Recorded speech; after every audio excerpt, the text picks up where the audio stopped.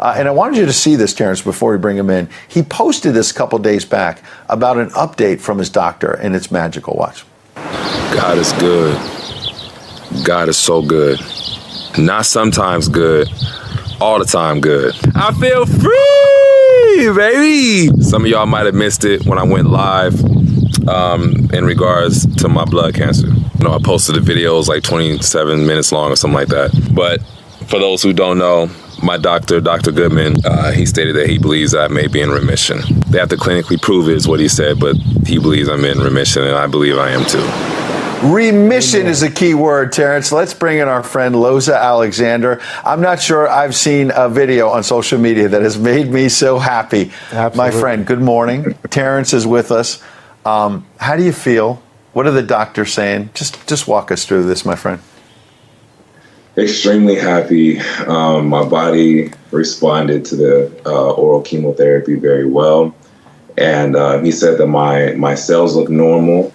My cell count is a tad bit low because I've been on it extensively, but you know, my cells are where they need to be. So he believes I'm in remission. They just have to clinically prove it. I need another blood test, of course, and they need to see how my blood is doing without the chemo. So right now I'm not taking the chemotherapy for the first time, and I'm feeling alive every day. It's coming back.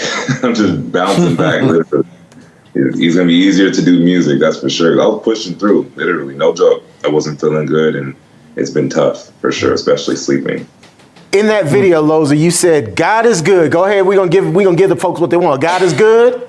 God is good all the time. And all the time, God is good. Yes, sir. Yes, sir. I love hearing that, man. And I love that you are doing better. I want to kind of talk about this whole issue a little bit and give people perspective, simply because I've been through this with a family member. My sister-in-law had leukemia, and talk about the challenges, not only of going through chemotherapy, but the emotional challenges of dealing with this sort of thing and beating it. And you were beating it, and you will beat it.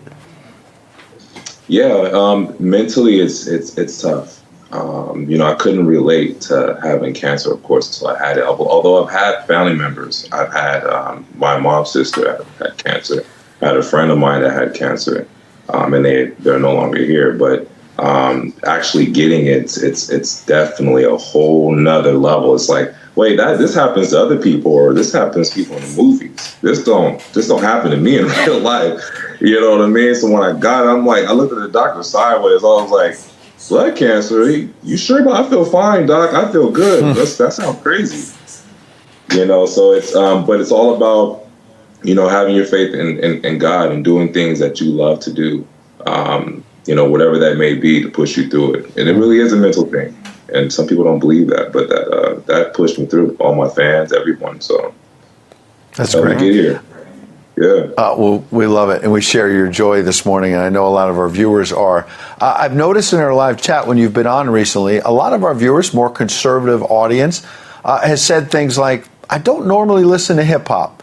I might not normally go to rap as my go-to, but I'm really loving this young man's songs, and I think more importantly, they love the message. What is it about you using hip-hop to send a message about the America First movement and what you think is happening in this country under Joe Biden? Yeah, I think it's, you know, a lot of people, you know, they need their voices heard. You know, the forgotten men and women in this country who've been completely annihilated by the left, has been silenced on social media, has been, you know, covered up. You know, they all feel entitled, you know, to obviously bring their voices out there because they've been going through a lot of stuff with the inflation. Joe Biden's obviously the worst president we've ever had in American history, and I don't even think that's an opinion anymore. That's a fact. You know, we have veterans out there who's been disrespected by the left, and the radical left has just been completely demolished in this country from top to bottom. Not even with just inflation, with everything, and even with our education, with our children, and teaching our kids, you know, the trend stuff, and you know, and weakening our men. I think it's completely ridiculous. But you know, standing up and being a voice for the American people is the best feeling in the world. Doing something positive. That's why they love hip hop. how is your message going over with traditional hip hop fans? As a hip hop fan myself, you know, we often talk about political hip hop and addressing real issues. You're addressing issues that aren't traditional hip hop issues. So how is the message going over for fans? Well, I didn't hear you. Sorry about that. No problem. I was asking how your message is going over with traditional hip hop fans, because it's not a traditional hip hop message. Yeah. You got an answer there. I get the Uncle Tom's. Okay. You're racist. This video's dumb. You know, Wow. they speak with emotion. You know, to me, it's almost like they're like children. You know, they don't know any better. They don't know politics. They don't know how this thing works. They just turn on the news when something crazy happens and they turn it off. And if they even do that, they watch CNN. So, I mean, you know, I expect it, but I'd rather be on the right side of history. You know, I've always wanted to just be in hip hop in general, not even gonna lie. I want my music to be heard by the world, but at what cost though?